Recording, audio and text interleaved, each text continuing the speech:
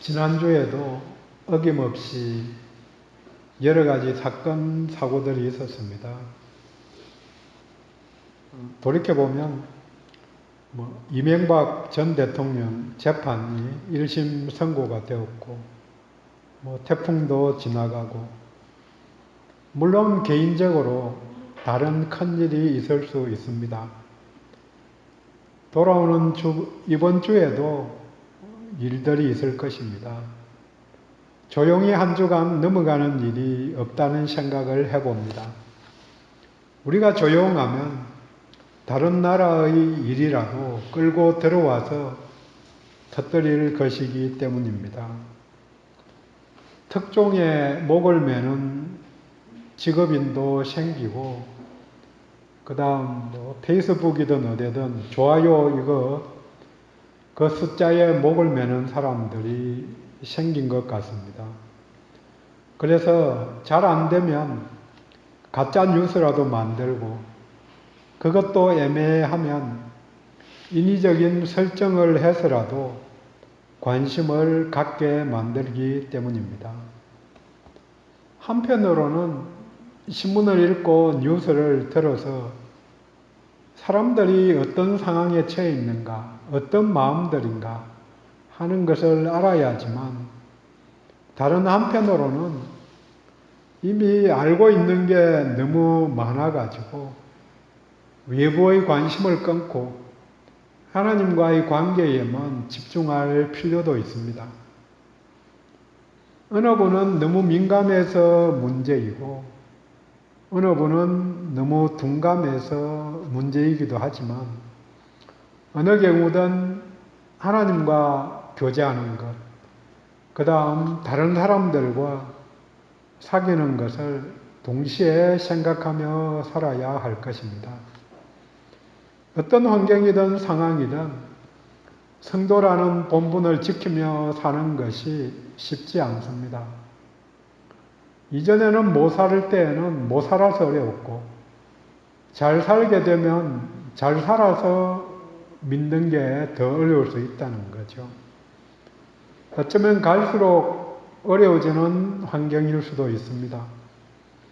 이전에는 핍박과 박해가 있어서 어려웠지만 지금은 유혹이 너무 강력해서 거기에 더불어서 교묘한 속임수에 빠져나오기 힘들 수도 있습니다.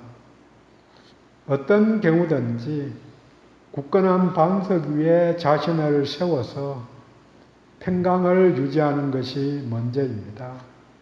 그 다음 내가 가지고 있는 평강을, 풍성함을 다른 사람들과 나누는 것입니다. 오늘 함께 읽은 골로새서 주제가 탁월하신 그리스도, 빼어나신 그리스도이심을 알려줍니다. 그리스도의 탁월하심이 만물의 창조자 되시고 교회의 머리 되시고 또 모든 권세의 머리가 되신다고 먼저 선포합니다. 그 다음 그리스도를 믿는 그리스도인들이 탁월한 삶을 살고 있다, 또 살 수 있다고 선포합니다. 그 주제와 구조가 히브리서와 비슷합니다. 히브리서도 그리스도의 뛰어나심을 먼저 이야기하고 그 뒤 후반부는 그분을 믿는, 뛰어나신 그분을 믿는 그리스도인들도 뛰어난 삶을 살고 있다, 살 수 있다 이렇게 선포합니다. 서신서, 특히 바울 서신들은 앞에는 교리적인 내용을, 뒤에는 그렇게 살아가라는 권면들입니다. 히브리서 골로새서는 어떠미 대신 또 탁월하신 그리스도를 강조해서 알려주고 있습니다. 그분이 빼어나기 때문에 그분 따라가면 된다 이렇게 이야기하는 거죠. 예수님의 말씀대로 성경이 예수님에 대해 알려주고 있는 책입니다. 이 성경책에서 예수를 찾으면은 그 책의 목적을 달성한 것이고, 찾지 못하면 아무리 읽어도, 아무리 유명하다고 그래도 의미가 없는 책이 될 수밖에 없습니다. 오늘 제목이 무엇을 하든지 다입니다. 17절 말씀입니다. 무엇을 하든지 말에나 일에나 다 주 예수의 이름으로 하라. 말과 일이라고 내용을 말하면 모든 게 다 포함됩니다. 그래서 무엇을 하든지 모두 다 행할 때에 주 예수의 이름으로 하라.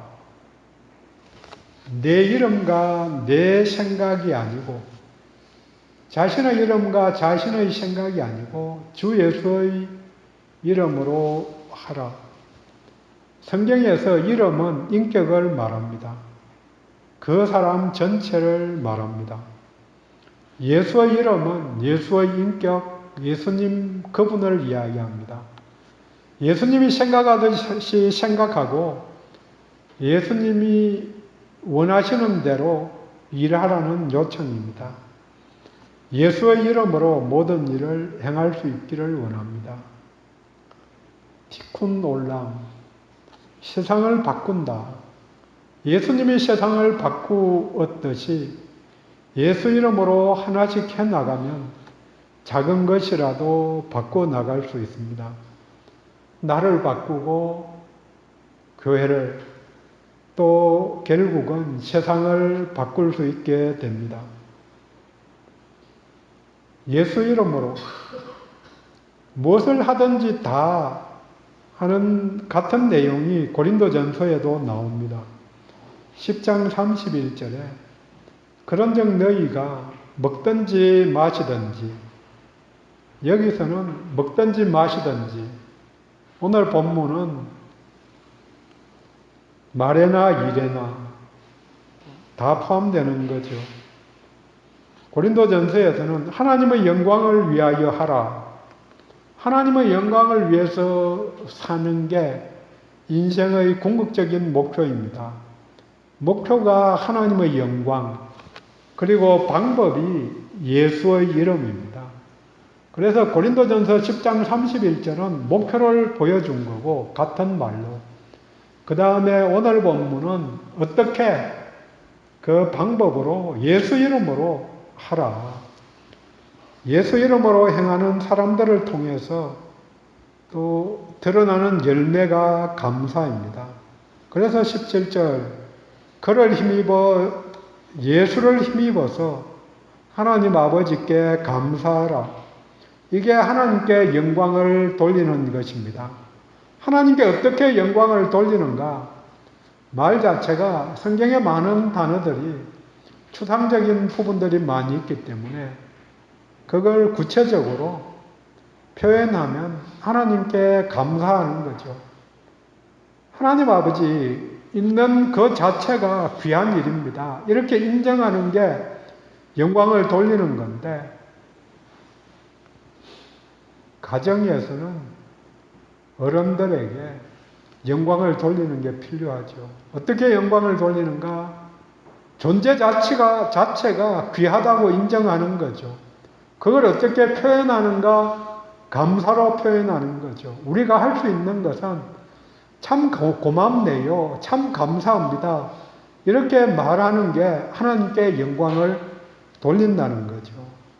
예수의 이름으로 무슨 일이든 해가 나가면은 감사함으로 연결될 수밖에 없습니다.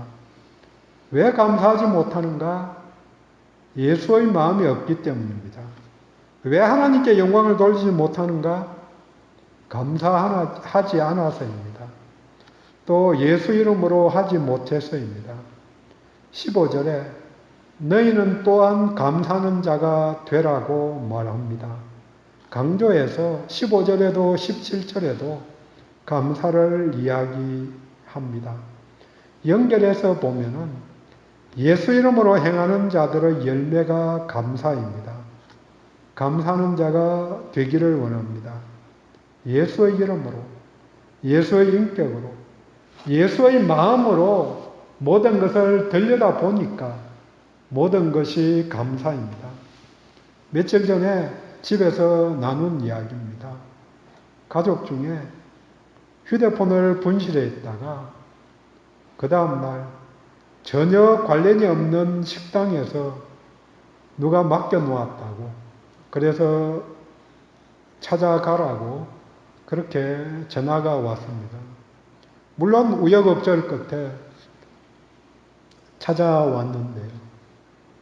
물론 그 사이에 찾게 해달라고 기도는 했습니다. 어찌하였든 모두들 찾은 것에 대해서 감사하였습니다.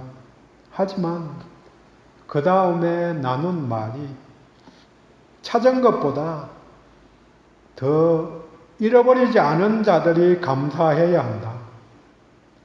찾아서 찾는다고 노심초사하고 안 들으면 어떻게 할까? 물론 찾았는데 자전거가 지나갔는지 오토바이가 지나갔는지 부서져 있었습니다. 그래서 새로 사기는 했지만 요새는 개인정보 이런 게 문제가 되기도 하니까 돌아온 것 자체에 감사를 하죠.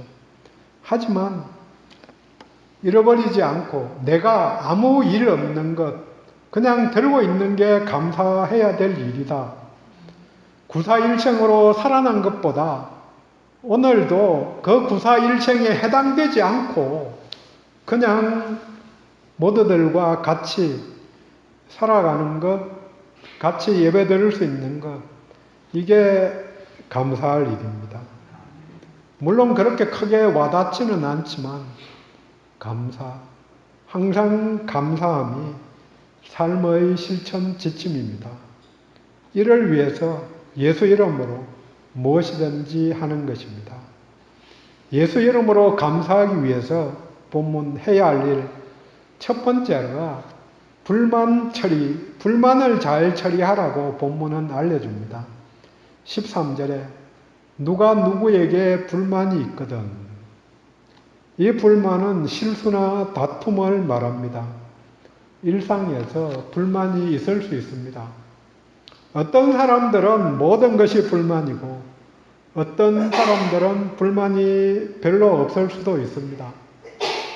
하지만 누구나 불만이 있습니다. 자기를 어렵게 만드는 그런 문제하고 부닥치지 않았기 때문에 불만을 표현하지 않고 또 말하지 않지만 아킬레스건 같은 꼭 약한 부위가 있거든요. 그걸 건드리면 조용히 잘 살던 사람도 열받아서 열을 내는 거죠.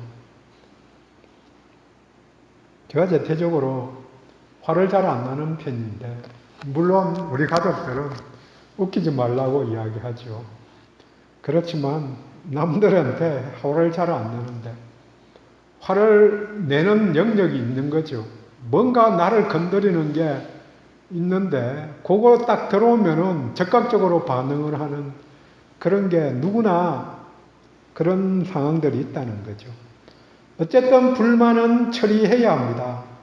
처리를 하지 않으면 새끼를 쳐서 늘어납니다. 하나가 불만이 생겼는데 그게 밑에 깔려 있으면 그 다음 일들이 다 불만으로 연결되어서 입에서 불평이 나오는 거죠. 하나가 10개가 되는 게 순식간입니다. 불만 처리 방법 첫 번째는 서로 용납하라고 본문은 이야기합니다. 용납은 견뎌내는 것입니다. 감당할 만해야 내가 처리가 되거든요. 불만에 억눌리면 잡아먹히면 내가 이겨낼 방법이 없습니다. 불만을 감당할 만하게 내 그릇을 채우는 게 중요합니다. 저수지 크기만 해도 바람이 좀 불어도 돌덩이가 떨어져도 금방 잔잔해질 것인데 세숫대야만큼도 안 되면은 낙엽 하나만 떨어져도 흔들릴 수 있습니다. 용납하라. 용납이 안 되면 예수의 마음을 다시 묵상해 보면 됩니다. 용납이 되면 다음 단계가 용서입니다. 본문에서 피차 용서하며, 용서는 은혜를 베푸는 것, 호의를 베푸는 것입니다. 십자가상에서 저들의 죄를 용서하여 주옵소서 하고 외친 예수의 마음을 봅니다. 돌에 맞으면서 외친 스데반의 절규를 듣습니다. 이 죄를 저들에게 돌리지 마옵소서. 용납은 앞으로 나가지는 않지만 뒤로 돌아가지 않게 도와줍니다. 거기서 용서는 사랑으로 하나님 가까이 앞으로 나갈 수 있게 도와줍니다. 용서가 되어야 그 문제와 내가 비로소 분리가 되는 것입니다. 용서가 안 되면은 그 문제는 계속 갖고 있거든요. 갖고 있지만 뒤로 돌아가 용납은 되었으니까 거기에 마음 아파하지도 않고 뒤로 돌아가지도 않고 불평하지도 않은 것까지는 갈 수가 있는데 용서해야 한 발자국 문제와 분리되고 나아갈 수 있습니다.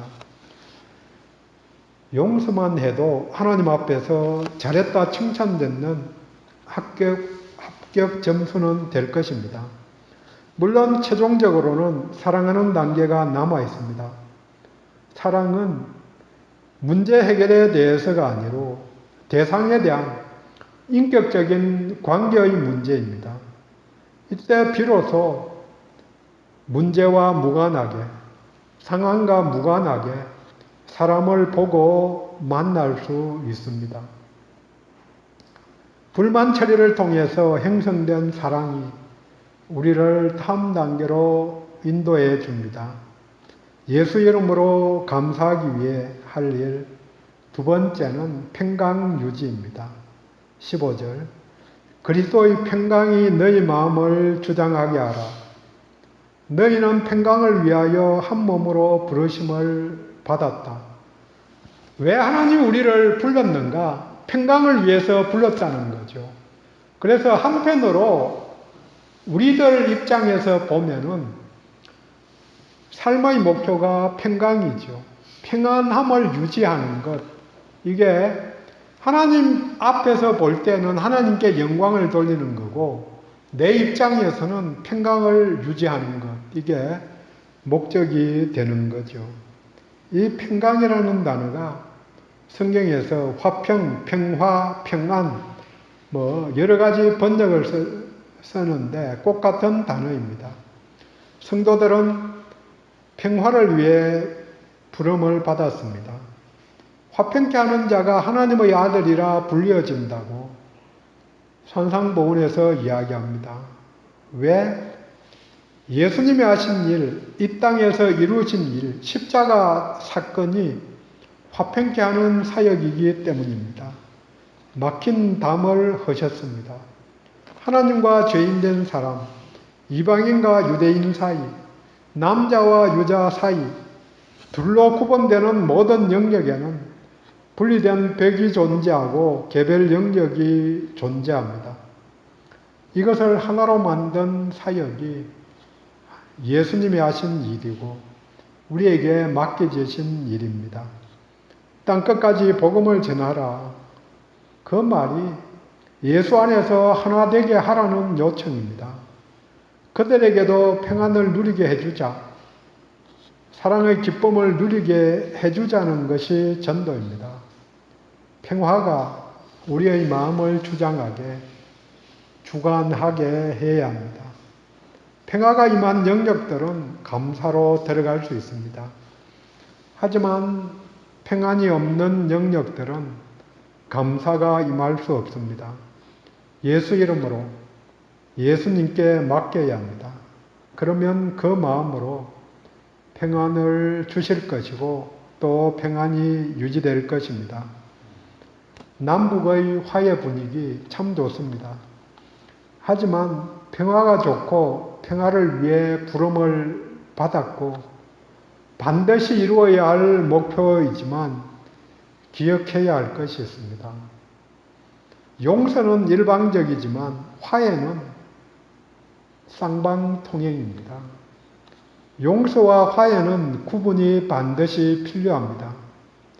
용서는 상대방이 어떤 태도를 보이든 회개를 하든 하지 않든 잘못을 반복하든 습관적으로 하든 어떤 처지와 무관하게 내가 은혜를 일방적으로 베푸는 것입니다.